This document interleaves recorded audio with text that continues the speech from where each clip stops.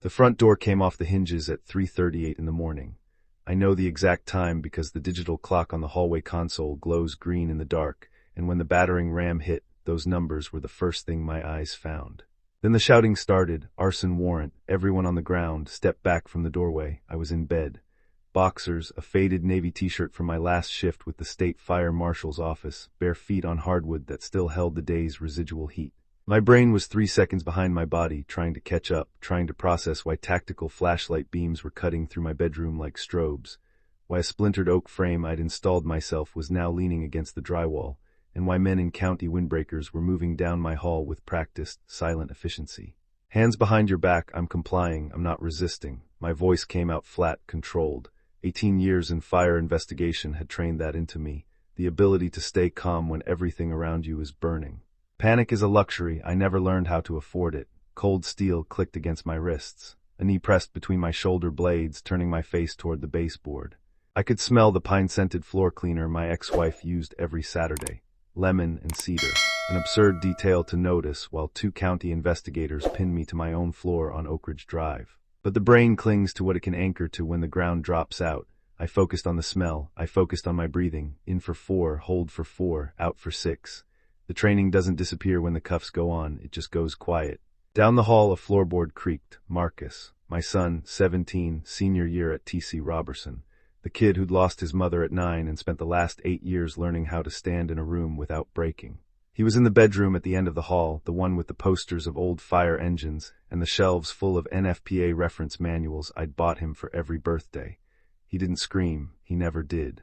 But I heard the sharp intake of breath, the rustle of sheets, the sound of a teenager trying to hold himself together while armed men dragged his father out in the dark. There's a minor in this residence, I said, voice steady, eyes fixed on the trim. He's 17, end of the hall, do not raise a weapon near that doorway. Sir, stop talking. I will stop when you confirm my son is safe, a woman's voice from the hallway.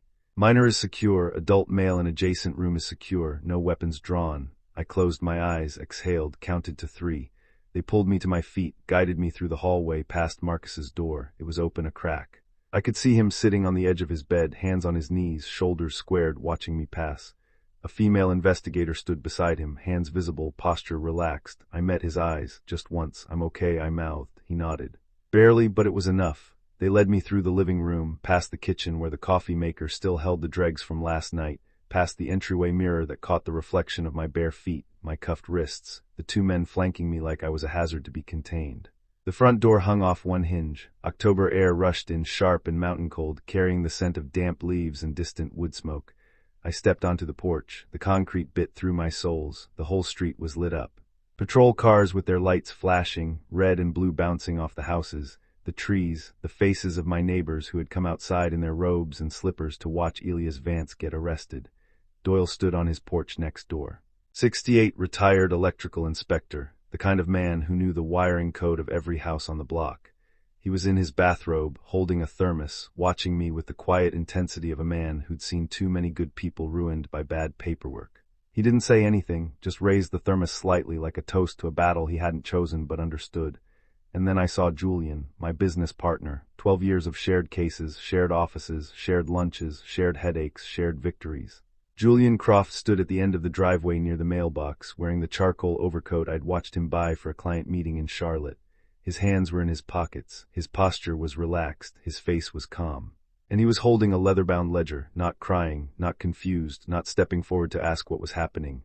Waiting, he had it steady, both hands, the posture of a man who had rehearsed this. He was watching me being led out of my own house in handcuffs at 3:30 in the morning, with my son sitting in his room trying not to break, and my neighbors watching from their porches. Our eyes met. And in that half-second, I saw something I had been trained to recognize across 18 years of reading fire scenes, insurance files, and witness statements. I saw the absence of surprise. Julian Croft was not surprised that the County Arson Task Force was at our house at 3:38 in the morning. He was not surprised that I was in handcuffs. He was not surprised because he already knew. I didn't say anything to him, didn't ask why he had the ledger, didn't accuse, didn't plead. I filed it the way I had filed 10,000 observations across 2 decades of fire investigations. I filed his steady hands, his dry eyes, his position at the end of the driveway where the angle was perfect for capturing the full scene, and I put it in the mental folder I was already building. The lead investigator guided me into the back of a county SUV. The door closed. Through the window, I watched Julian lower the ledger, turn, and walk back toward his truck. He didn't look at the vehicle, didn't look at me. He walked with the measured steps of a man who had completed a task and was moving on to the next item on his list. 3:38 a.m. That's when they came through the door. By 3:51 a.m., I was in the back of a county vehicle. 13 minutes to dismantle a man's life, but they had miscalculated. They had miscalculated badly. The ride to the Buncombe County Sheriff's Office took 16 minutes. I spent them in silence, watching the dark streets of Asheville roll past, running scenarios in my head. Someone had filed charges against me. Someone had provided evidence. The warrant was specific enough for a pre-dawn raid, which meant a judge had signed off, which meant the evidence package was convincing. This wasn't a code violation or a routine inspection follow-up. This was planned, coordinated, professional, and my partner had been standing in the driveway with a ledger ready. The station was fluorescent, bright, and quiet the way government buildings are at 4 o'clock in the morning. A few officers at their desks, the hum of bad lighting, a dispatcher on the phone speaking in low, measured tones. They led me to a processing area, removed the handcuffs long enough to take my fingerprints and photograph, then cuffed me again and put me in an interview room. Beige walls, metal table, 2 chairs, a camera mounted in the corner with a red light that meant it was recording.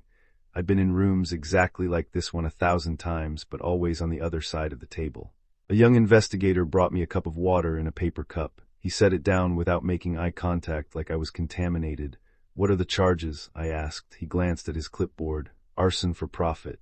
Insurance fraud, conspiracy to commit financial fraud, falsifying official fire investigation reports. I'd like to speak to my attorney. Someone will be in shortly." He left, the door locked behind him. I sat in the plastic chair and drank the water and waited. The clock on the wall said 4:07 a.m. Through the small window in the door. I could see investigators moving around the bullpen, glancing toward my room, talking in low voices. One of them was on the phone, nodding rapidly, his face cycling through expressions I recognized from my years in interview rooms. Confusion, then surprise, then the particular tightening around the eyes that meant someone had just realized they were in deeper water than they thought. Something was happening, something had changed. At 4:22 a.m. the door opened. The man who walked in was not who I expected. He wasn't a patrol officer or an assistant DA or a public defender. He was a captain, mid-50s, heavy-set, with the weathered face of a man who had spent nearly 3 decades dealing with fire scenes, insurance adjusters, and the worst of what people do when they think no one's looking. His badge said HAYES. His eyes said, "I need answers." He was carrying a manila folder. He sat down across from me, opened it, and started reading. I watched his face. I had spent 18 years reading faces, and Captain Hayes's face was telling a very interesting story. First line of the file, his eyebrows lifted slightly, professional interest. Second line, the reading stopped. His eyes went still. Then they moved back to the beginning of the line and read it again. He looked up at me, looked back down at the file, looked at me again. Then he did something I had seen 100 times in my career, but never from the other side of the table. He stood up, straightened his back, and his entire demeanor shifted the way an investigator's does when he realizes he's been addressing a professional in the wrong tone. "Remove the cuffs," he said to the investigator standing by the door. "Sir," I said, "remove the handcuffs now." The investigator hesitated for exactly 1 second, then stepped forward and unlocked my cuffs. I rubbed my wrists. The skin was red where the metal had pressed in during the ride. Captain Hayes sat back down, closed the folder, placed both hands flat on the table, and asked me a question that made the investigator by the door take a physical step backward. "Mr. Vance, you spent 18 years as a senior fire marshal with the North Carolina State Fire Marshal's Office. You held level III Fire and Explosion Investigator certification. You received 2 state commendations for dismantling arson for-profit rings involving insurance adjusters and property developers." He paused. "So I need to ask you something, and I need you to be straight with me. Did someone just try to frame you?" The room went very quiet. The investigator by the door was staring at me like I had just transformed into a different person, which in a sense I had. 30 minutes ago I was an arson suspect in handcuffs. Now, I was a former state fire investigator with a certified file and 2 decades of experience investigating exactly the kind of crime I'd been accused of. "Yes, Captain, someone did. Do you know who? I have a strong suspicion." "Would you like to share it?" I looked at him, measured him. 18 years of reading fire scenes told me that Captain Hayes was honest, thorough, and deeply uncomfortable with the idea that his department had just executed a pre-dawn raid on a man who had spent his career on their side of the law. "The evidence package that generated this warrant," I said. "Who submitted it?" Hayes opened the folder again. Anonymous tip called in 5 days ago. Detailed allegations of arson for profit through a private fire investigation firm. The tipster also claimed the suspect was actively destroying case files and preparing to flee the state, which is why the judge authorized an emergency warrant for pre-dawn execution. Supporting documentation was mailed to the department. Insurance claim summaries, client invoices, internal firm financials showing fraudulent payouts. Mailed, not emailed, physical documents. Correct. Because physical documents are harder to trace digitally, whoever sent this knows enough about investigations to avoid electronic footprints. I paused, and the claims about evidence destruction and flight risk were designed specifically to justify the kind of raid that happened tonight. A dramatic public arrest, the kind that would be devastating to someone's reputation and licensing position if, say, his business partner happened to be present to corroborate it. Hayes's eyes narrowed. He was following me. May I see the evidence package? Hayes hesitated. This was irregular. Suspects don't review their own evidence files, but I wasn't a typical suspect and he knew it. I shouldn't, Captain. I spent 18 years doing exactly what you do. I investigated fire scenes for the state across 40 counties. I testified in over 30 civil and criminal proceedings. I can look at that evidence package and tell you within 15 minutes whether it's genuine or fabricated. He stared at me for a long moment, then he pushed the folder across the table. I opened it. 28 pages of financial documents, insurance claim summaries, client invoices, internal firm correspondence, all supposedly from Vance and Croft fire investigations. I began reading the way I had read 10,000 fire reports before, not for content, but for construction, not what the documents said, but how they were made. It took me 9 minutes. These are forgeries, I said. How can you tell? 3 ways. I pulled out an insurance claim summary and held it up. First, burn pattern documentation. This report claims I classified the warehouse fire as accidental despite evidence of liquid accelerant use. But the attached scene photos show a clean, narrow V-pattern originating from a single point near the rear loading dock. No pooling, no splash marks, no irregular charring on the floor. If liquid accelerant had been used, the burn pattern would be wide, irregular, with deep floor penetration and pooling at the lowest point.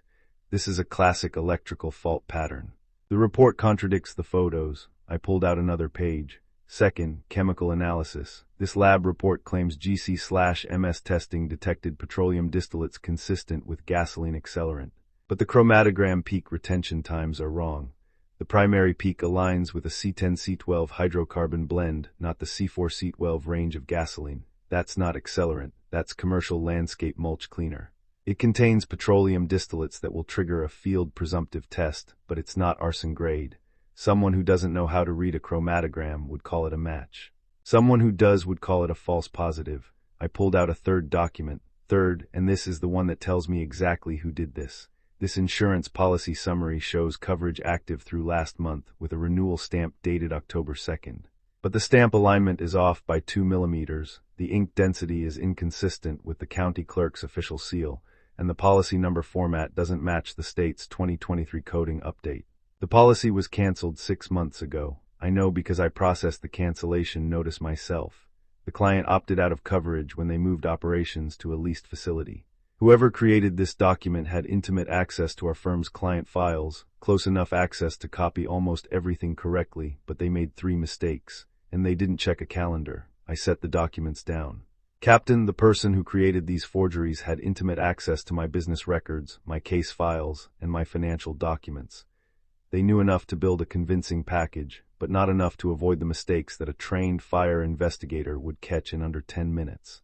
And you know who that person is? My business partner, Julian Croft. Hayes leaned back. That's a significant accusation. It is, and I can prove it, but first I need to ask you something. The anonymous tip that started this. Do you have the phone records? The call came from a prepaid cell phone, untraceable. Prepaid phones are purchased somewhere. Every big box store, every gas station, every convenience store that sells them has security cameras.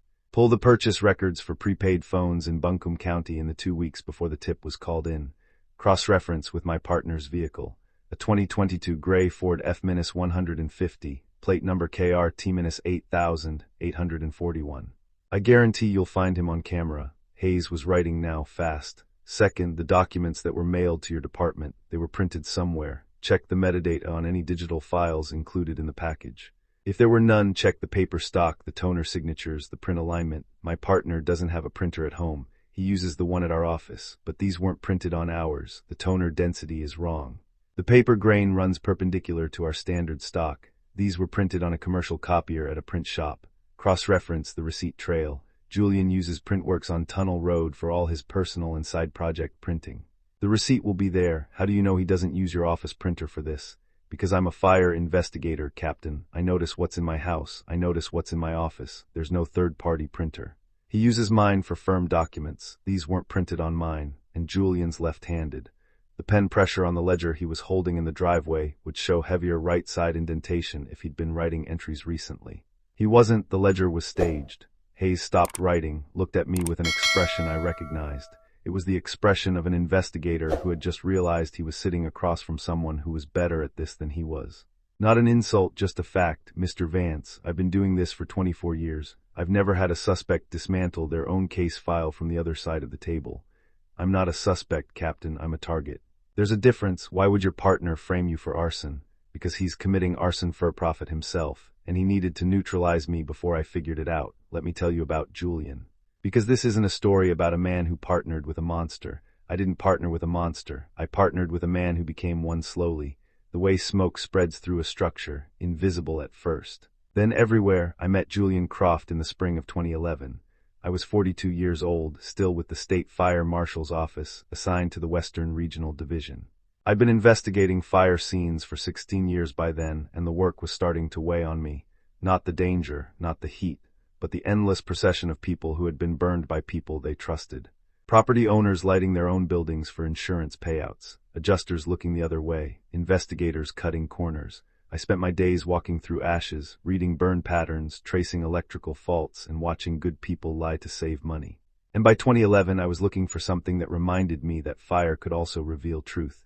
Julian was a former insurance adjuster. He'd worked for a regional carrier for 8 years, handling commercial property claims, building fires, warehouse losses, industrial incidents.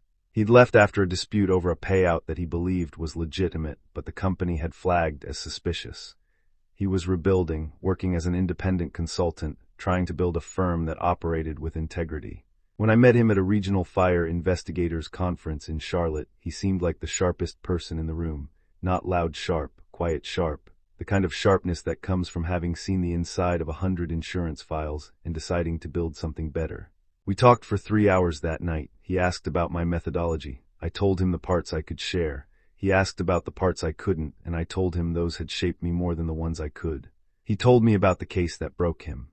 The warehouse fire where the owner claimed electrical fault, the adjuster found evidence of accelerant, the company paid out anyway, and Julian realized the system was rigged to reward silence over truth. We kept meeting whenever our schedules aligned, long weekends in Asheville, phone calls from scene to scene, the kind of slow-build professional relationship that investigative work forces on you. By 2013, I knew 2 things. I wanted to partner with this man, and I wanted to leave the state office to do it. 18 years was enough. I put in my retirement papers, and on November 12, 2013, 3 months after my last day in uniform, Vance and Croft Fire Investigations opened its doors. Small office, 2 desks, 1 shared printer, a wall of reference manuals, a coffee maker that never turned off. Marcus came into my life in 2015. His mother, Sarah, had been a close friend from my state office days. We'd worked a few cases together. She passed from a sudden cardiac event when Marcus was 9. No warning, no time, just a phone call, a hospital room, a boy who didn't understand why his mother wasn't coming home. I took him in, not legally at first, but functionally, completely. He lived in the spare bedroom. He sat in on my report drafting. He asked questions about NFPA 921. I answered them. He started reading the manuals. I bought him his first set of calipers. By 2017, I was his legal guardian. By 2019, we were a unit, 2 people who had lost someone, deciding to keep walking anyway. The change started in 2022. Julian took on a new client, a commercial development firm looking to expand into the industrial corridor. More responsibility, more late nights, more off-site meetings. I didn't question it. I understood demanding work. I had spent 2 decades doing work that demanded everything, including the parts of yourself you didn't want to give. But then the details started accumulating.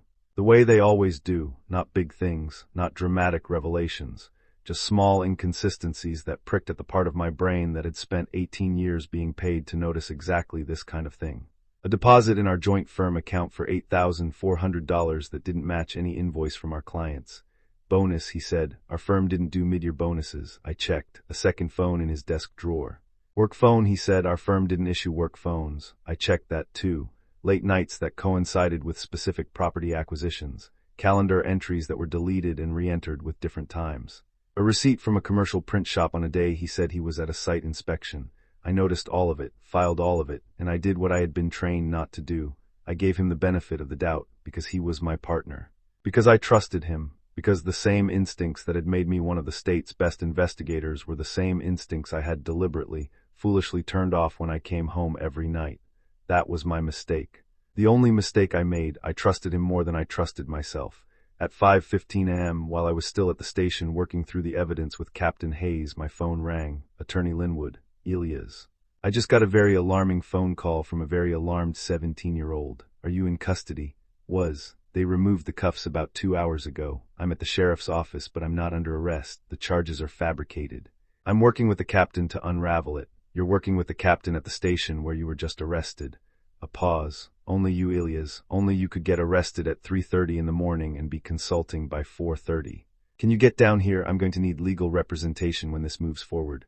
I'm already in the car. I'll bring coffee, the real kind, not whatever they serve in that building. Linwood arrived at 5:40 a.m. with 2 large coffees from the downtown roaster and a legal pad he'd already started filling with notes based on what Marcus had told him on the phone. He was 64, silver-haired, the kind of southern lawyer who called everyone son, and darling, regardless of age or gender, and who had a mind like a bear trap wrapped in a velvet glove. Captain Hayes, Linwood said, extending his hand. I'm representing Mr. Vance. I understand my client has been busy dismantling your case from the inside. How's that going? Hayes almost smiled. Your client is very thorough. He's a state-certified fire investigator. They train them to be thorough the way they train surgeons to be precise. He turned to me, walked me through it. I walked him through everything. The forged burn pattern documentation, the false GC/MS chromatogram, the canceled insurance policy with the forged renewal stamp, the print shop receipt trail, my suspicion about Julian, the prepaid phone. The commercial copier metadata. Linwood listened, taking notes, nodding at specific points. When I finished, he set down his pen and looked at Hayes. Captain, my client has provided you with a road map to the actual criminal. I assume you'll be following it. We've already started. I have investigators pulling security footage from hardware and electronics stores within a 20-mile radius. We're subputting the print shop logs from Printworks on Tunnel Road, and I've requested a trace on the prepaid phone's call history. Good. Linwood turned to me. Now tell me the part you haven't told the captain yet. What part? The part about why your partner is framing you. Not the how, the why. What is he hiding? I took a breath. I believe Julian has been involved in a commercial property insurance fraud scheme, inflating fire loss estimates on specific claims to benefit a third-party contractor. I've noticed financial irregularities for months, but haven't had time to fully investigate. Who's the third party? A commercial restoration contractor named Derek Voss. His name has appeared on closing documents for at least 6 properties Julian processed in the last 2 years. The estimated repair costs on those properties were significantly higher than industry standards for the reported damage. How significantly? 30 to 50% on properties worth between $1.2 million and $2.8 million. That's a spread of $360,000 to $1.4 million per transaction. Hayes was writing again. You're saying your partner has been committing the exact crime he accused you of. I'm saying he's been committing the crime. And when he realized I might figure it out, he decided to put me in a cage first. The best defense is a good offense, Linwood said quietly. Frame the investigator before he can investigate. Classic, except he forgot one thing, I said. I'm very good at what I do. By 7:00 a.m., the case had inverted completely. Hayes' team pulled security footage from the hardware store on Tunnel Road showing Julian purchasing a prepaid phone on September 28th, 9 days before my arrest. His gray Ford F-150 was clearly visible in the parking lot. The timestamp matched the purchase receipt recovered from the store's records. The print logs from Printworks showed that 28 pages of documents had been printed on the shop's commercial copier on September 24th at 8:12 p.m.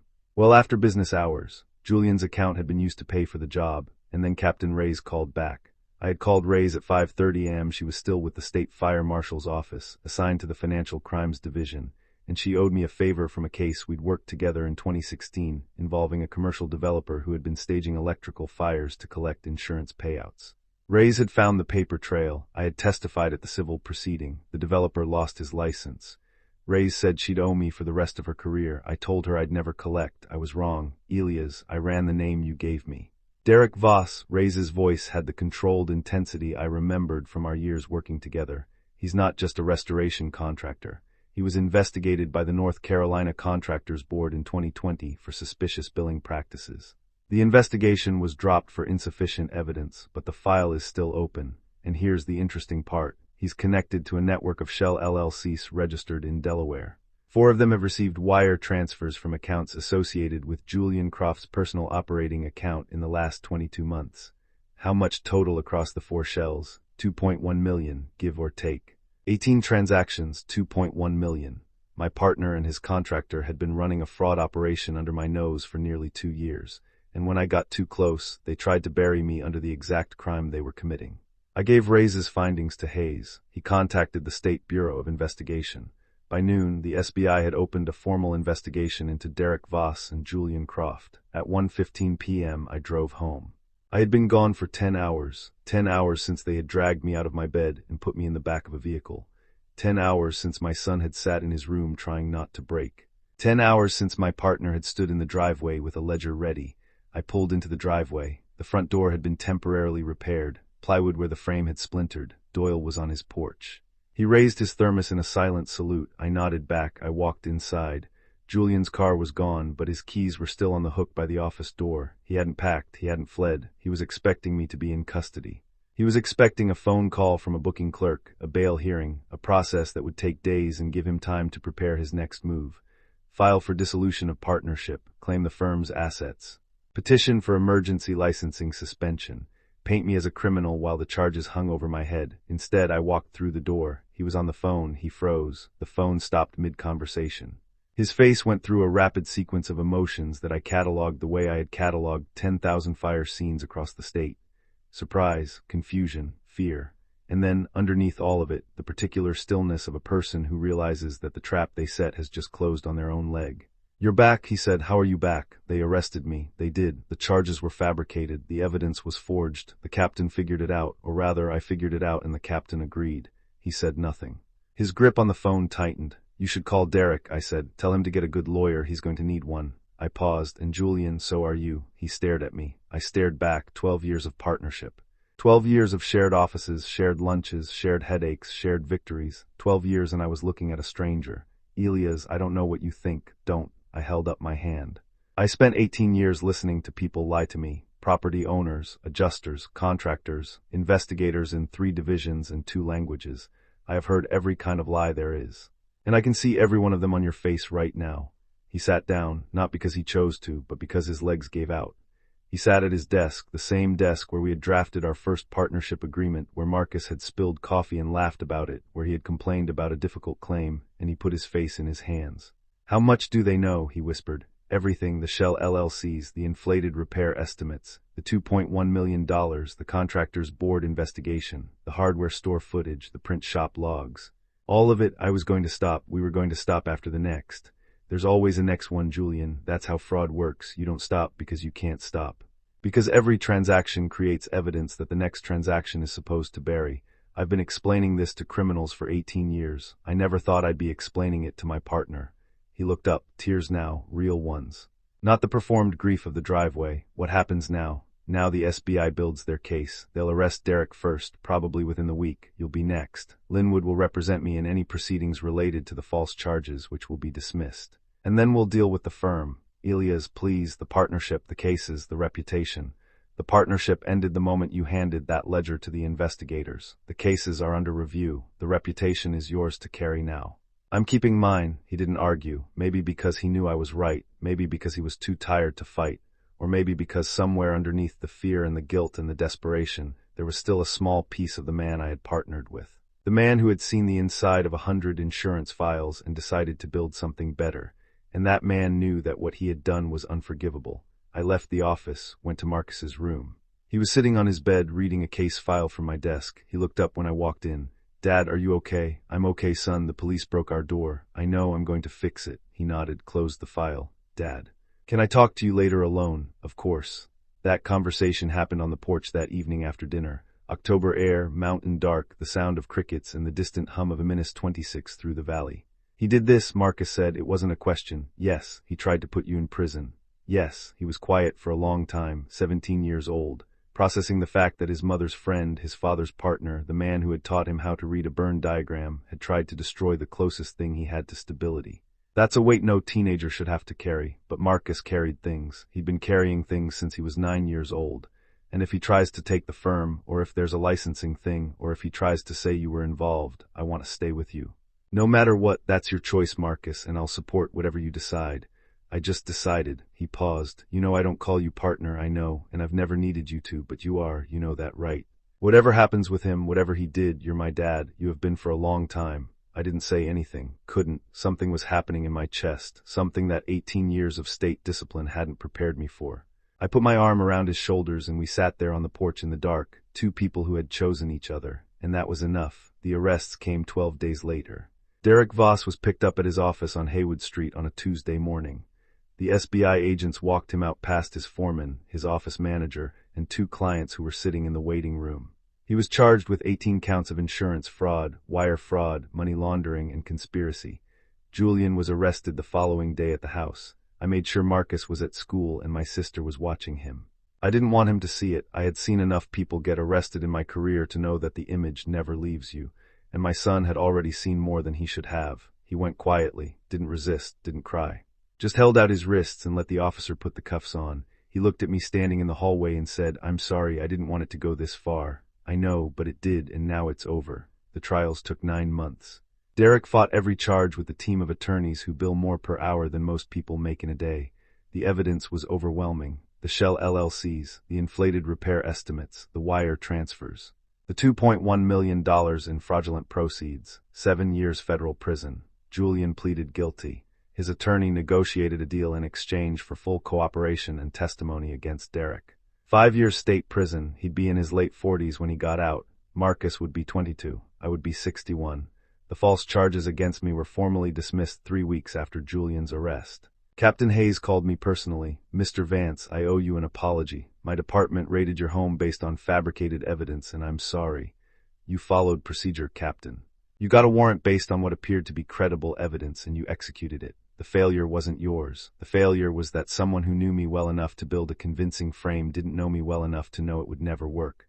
For what it's worth, you're the most impressive person I've ever investigated. I'd prefer not to make it a regular occurrence." He laughed. First time I'd heard him laugh, fair enough. Licensing review was straightforward. Julian, facing state prison, couldn't contest. I was awarded full control of the firm's assets and client files.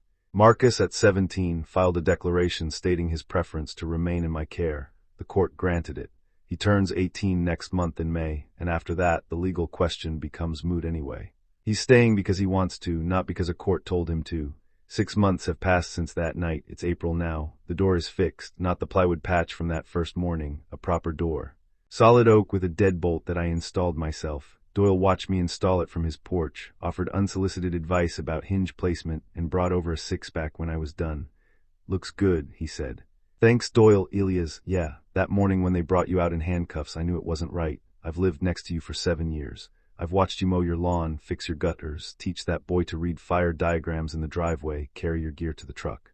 I know who you are, I appreciate that, and I knew about him." He took a sip of his beer. "I'm a retired inspector, Elias. I know who gets mail at every house on the street. Your partner was getting envelopes from a commercial contractor on Haywood Street, 3 or 4 a month for over a year. I didn't say anything because it wasn't my business. But I knew something wasn't right. You're a good neighbor, Doyle. I try. Marcus is finishing his senior year. He got accepted to UNC Charlotte, wants to study fire engineering. I told him he was out of his mind. He told me he wanted to be like me. I told him to be better than me. He said he'd try. He's in the other room right now, drafting a report on electrical arc mapping. He asks me questions. I answer them. He reads the manuals. I buy him new ones. We're a unit, 2 people who had lost someone deciding to keep walking anyway. I visit Julian once a month. I bring updates on the firm, Marcus's acceptance letter, news from the field. I do this not for his sake, but for mine, because someday Marcus will be old enough to ask questions, and I want to be able to say, I didn't cut his partner out of his life. I let him make that choice himself when he's ready. Julian cried when he saw Marcus's acceptance letter. "He's going to be amazing," he said. "He already is, because of you, because of himself." He looked at me through the glass. "I destroyed us, didn't I?" "Yes. Was there ever a moment when you didn't see it? when you believed I was just your partner and nothing was wrong. I thought about it, really thought about it. There were years when I believed that, the early years. Before the deposits and the second phone and the late nights. There were years when I came home and the house smelled like coffee and Marcus was reading in the living room and you were standing at your desk drafting reports and I thought, this is it. This is what I served 18 years for. This is what I earned. And now I know that what I earned I still have. It's in the other room drafting a report. It's on the porch throwing a ball for a stray we took in January because the house felt too quiet without someone making noise. It's in a house on Oak Ridge Drive with a brand new front door and a neighbor who brings beer and unsolicited advice. He almost smiled. You always were the strongest person I knew. I'm not strong, Julian. I'm trained. There's a difference. I'm sitting on my porch right now, the same porch where Marcus told me he was my son. The Blue Ridge Mountains are turning green again after a long winter. The stray is asleep at my feet. Inside, I can hear Marcus reading out loud, sounding out technical terms, being patient the way I taught him to be patient, the way the state taught me, the way life teaches everyone eventually if they're willing to learn. The investigators broke down my door at 3:38 in the morning. My partner stood in the driveway with a ledger ready. He tried to put me in prison for a crime he committed. He tried to take my firm, my home, my freedom, my name. He failed, not because I'm smarter than him, not because I'm tougher or luckier or more powerful. He failed because I spent 18 years learning one thing: the truth is patient. It doesn't need to shout, it doesn't need to rush. It just needs someone who knows how to find it and refuses to stop looking. I found it at 4:22 in the morning, sitting in a police station in my boxers and a faded navy t-shirt, reading forged documents with a captain who had the decency to listen. And the truth set me free, just like it always does. Now I want to ask you something. What would you do if the person you trusted most in the world called the authorities on you at 3 o'clock in the morning? If you were dragged out of your bed in handcuffs while your child sat in his room trying not to break and your neighbors watched from their porches, would you panic? Would you rage? Would you break down? Or would you stay calm, sit in that chair, wait for the file to open, and let the truth do what the truth does? And here's the deeper question. Have you ever been falsely accused of something? Has someone ever tried to destroy your reputation, your family, your life with a lie? And did the truth come out, or are you still waiting? Drop your answer in the comments. I read every single one. If this story reached you, hit that like button. Share it with someone who needs to hear it today, especially someone who's been accused of something they didn't do and is wondering if the truth will ever come out. It will. It always does. You just have to know how to look.